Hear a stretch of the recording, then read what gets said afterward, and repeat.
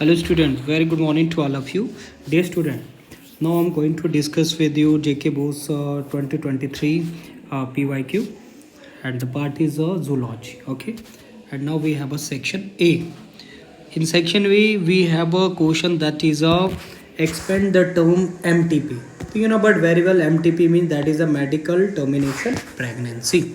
Then the second question, the last and only chromosome pair in human is called autosome. तो you know it is a false because last और only human chromosome जो होता है 23rd उसको बोलते हैं allosome जिसको sex chromosome बोलते हैं. Question number 3, the causative agent of filariasis disease को हम एलिफेंटेसिस भी बोलते हैं और कौन है that is a wuchereria bancrofti. Next question number 4, volatile alkaloid present in tobacco तो दैट इज़ अ निकोटीन.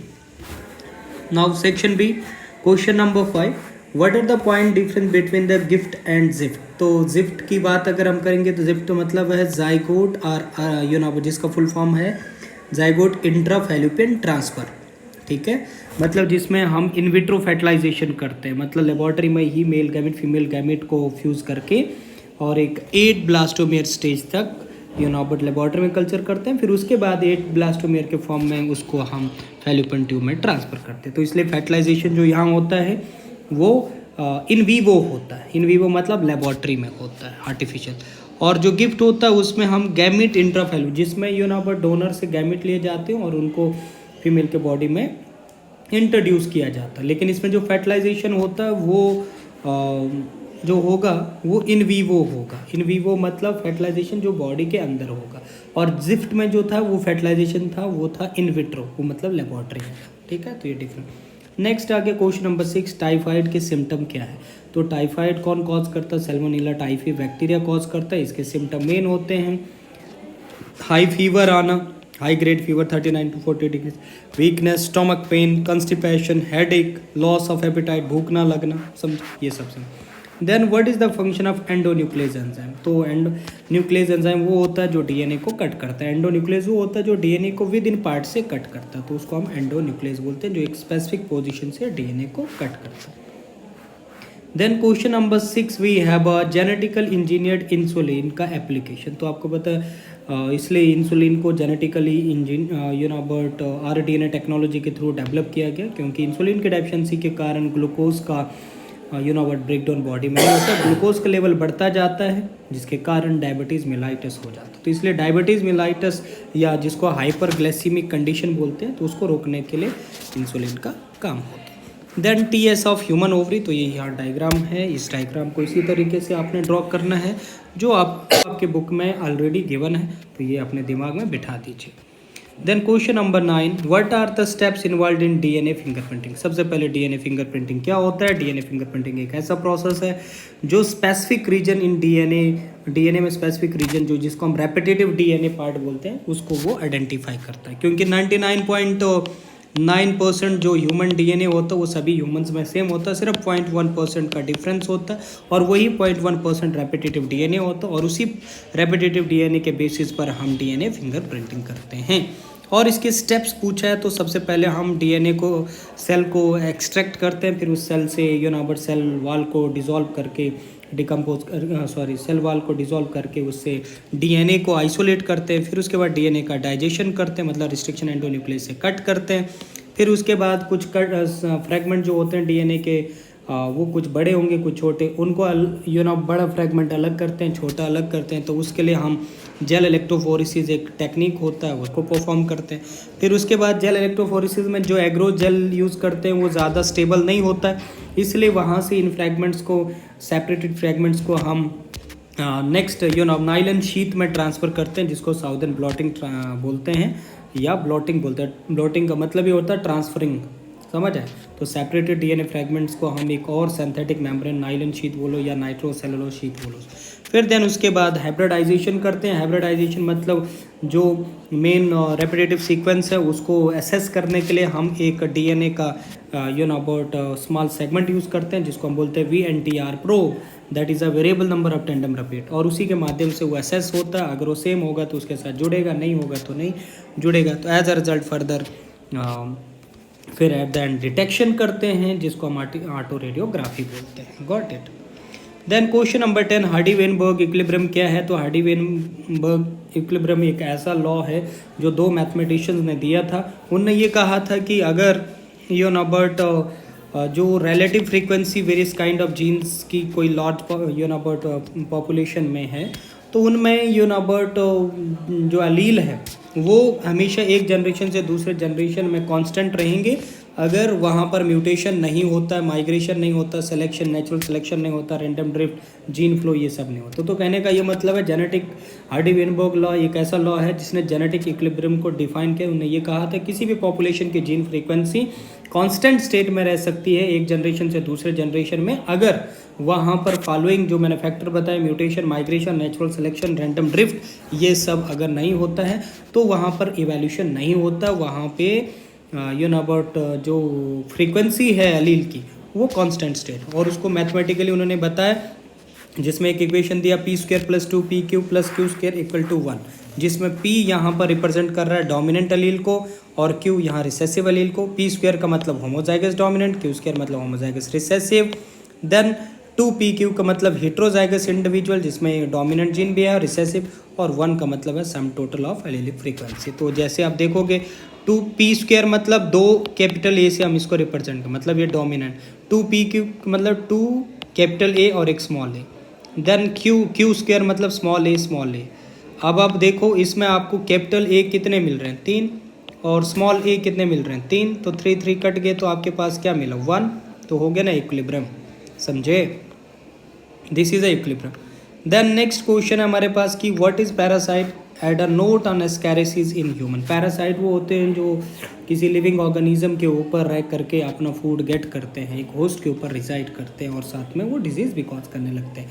एस्कैरिसीज एक ऐसी डिजीज़ है जिसको राउंडवॉर्म कॉज करता है, which you know about got it, जिसको राउंडवॉर्म कॉज करता है। Ascaris the common roundworm and Wuchereria the filarial worm are some of the helminthic. Ascariasis disease करता है यू नो अबाउट जो कॉज करता है उसको एस्कैरिस लुम्ब्रिक्वाइड कॉज करता है, और विचरीरिया जो है ये फ्लेरेसिस डिजीज करता है। सिम्टम क्या क्या होते हैं इसमें? इंटरनल ब्लीडिंग होता है, एस्कैरिस में मस्कुलर पेन होता है, फीवर होता है, नीमिया होता है, इंटेस्टाइनल ब्लॉकेज हो जाता है पैसेज का, गॉट इट, ये सब।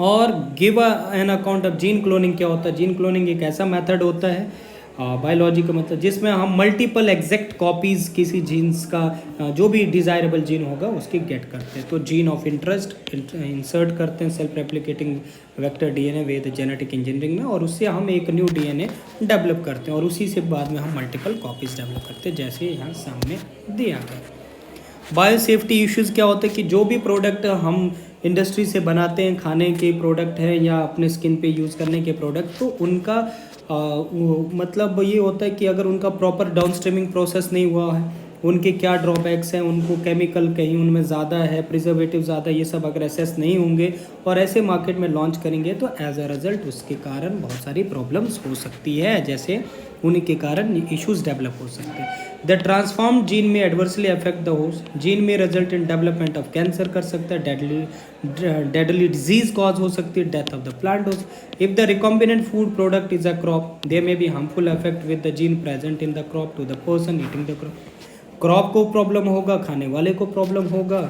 समझे? और देयर में भी वो एंटीबायोटिक रेजिस्टेंट जीन हो सकते हैं as a marker, might suppress the effect of antibiotic when the person is infected with some disease. If the antibiotic is taken with the food, there may be the allergic reaction हो सकता है with the product or associated with these product. Transgenic crop may be mixed with the normal crop. This may affect biodiversity. Then section D में question number 6 है कि sexual reproduction क्या होता है? Describe करो process of gamete formation in human male. तो sexual reproduction एक ऐसा प्रोसेस है जिसमें मेल गैमेट को फीमेल गैमेट के साथ फ्यूज़ किया जाता है और एज अ रिजल्ट एक डिप्लॉयड जाइगोट बनता है। फिर यही डिप्लॉयड जाइगोट आगे एम्ब्रियो बनाता है, एम्ब्रियो से फीटस एंड देन एक एम्ब्रियो।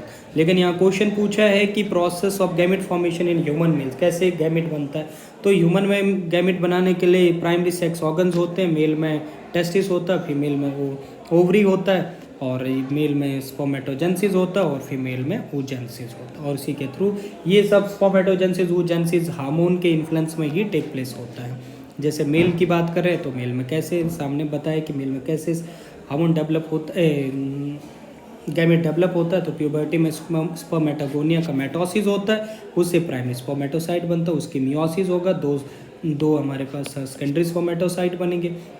जैसे मियोसिस होगा तो जेनेटिक मटेरियल 46 से हो जाएगा 23, फिर यहाँ से फर्दर मियोसिस 2 होगा, क्योंकि एक मियोसिस में 2 फेज होता है, मियोसिस 1 मियोसिस 2। एज रिजल्ट जब मियोसिस 2 होगा सेकेंडरी का, एज रिजल्ट 4 स्पर्मेटेड बनते हैं और 4 स्पर्मेटेड हैप्लॉइड होंगे, क्योंकि हैप्लॉइड होने के बाद कोई भी रिडक्शनल डिवीजन नहीं होता। फिर देन इसके बाद इनका डिफ्रेंसिएशन होगा, एज अ रिजल्ट जो स्पर्मेटेड है उनमें फ्लैजिला आ जाता है और ये बन जाते हैं स्पर्मेटाजोआ, और एक यूनामोटाइल स्पर्म बन जाते हैं जो सेटोली सेल से डिटैच होते हैं। एंड देन उसके बाद वो बट रीटा एफ्रेंशिया में आ जाते हैं, रीटा टेस्टिस से ये वो एफ्रेंशिया में आ जाते हैं, then vas epididymis, then vas deferens. Got it. और उस प्रोसेस को जब सेटोली सेल से डिटैच होते हैं उसको स्पर्मिएशन बोलते हैं, और स्पर्मेटिड से स्पर्मेटाजोआ बनने को स्पर्मियोजेनेसिस बोलते हैं। Explain the various Mendelian disorder found in human. Mendelian disorder वो होते हैं जिनमें सिंगल जीन में म्यूटेशन टेक प्लेस हो जाती है, या तो जीन डिलीट हो जाता है या पोजीशन चेंज हो जाता है, जिसके कारण हेमोफीलिया जैसे डिजीज़ है, cystic fibrosis, sickle cell anaemia, colour blindness, phenylketonuria thalassaemia जैसे डिजीज डेवलप। कलर ब्लाइंडनेस और हेमोफीलिया दोनों सेक्स लिंक्ड है, एक्स लिंक्ड रिसेसिव डिसऑर्डर है, लेकिन कलर ब्लाइंडनेस में सिर्फ यूनाबर्ट डिजीज़ होता है, डेथ कॉज नहीं हो सकता है, कलर नहीं दिखते हैं। और 8% मेल में कलर ब्लाइंडनेस होता है, क्योंकि कलर ब्लाइंडनेस मेल और फीमेल दोनों में कॉज होता है। जैसे यहाँ स्पेलिंग मिस्टेक है, BLID है, इट इज़ BLIND है, ठीक है। और हेमोफीलिया जो है ये लीथल डिजीज़ है, ये फीमेल में नहीं होता है और ये सिर्फ मेल में होता है डिजीज़, क्योंकि जिस फीमेल में जो फीमेल का जन्म हो चुका है उसमें हेमोफीलिया हो ही नहीं सकता है, क्योंकि हेमोफीलिया डिजीज़ होमोजाइगस कंडीशन में होता है, जब फीमेल में XH कंडीशन है, और अगर फीमेल में XH कंडीशन आएगा तो वो फीमेल में एम्ब्रियोनिक स्टेज में ही डेथ हो जाती है।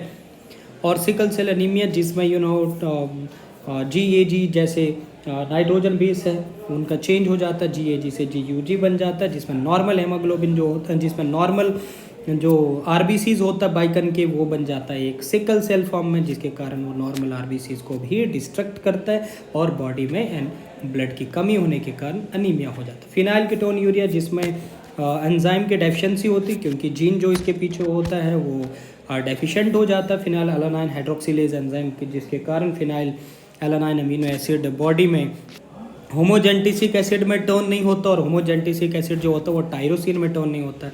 एज अ रिजल्ट जो फिनाइल एलानाइन होता है अमीनो एसिड वो हमारे ब्रेन में एकमुलेट हो जाता है, और ब्रेन में एकमुलेट होने के कारण मेंटल रिटार्डेशन कॉज करता है, और ऐसी डिजीज़ को फिनाइल कीटोन यूरिया बोलते हैं। थैलेसिया भी एक autosomal linked recessive blood disease है, जिसमें यूनाबर्ट gene mutation, frame shift mutation होने के कारण अल्फ़ा बीटा चेन जो हमारे हेमोग्लोबिन के होते हैं वो डेफिशिएंट हो जाते हैं, मेनली बीटा चेन अफेक्ट होता है। एज अ रिजल्ट अब नॉर्मल हेमोग्लोबिन बनता है, अब नॉर्मल हेमोग्लोबिन होने के कारण रिजल्ट में अनीमिया हो जाता है, और इससे जिसको हम बोलते हैं थैलेसिया डिजीज़। तो ये था all about this. Got it, thank you.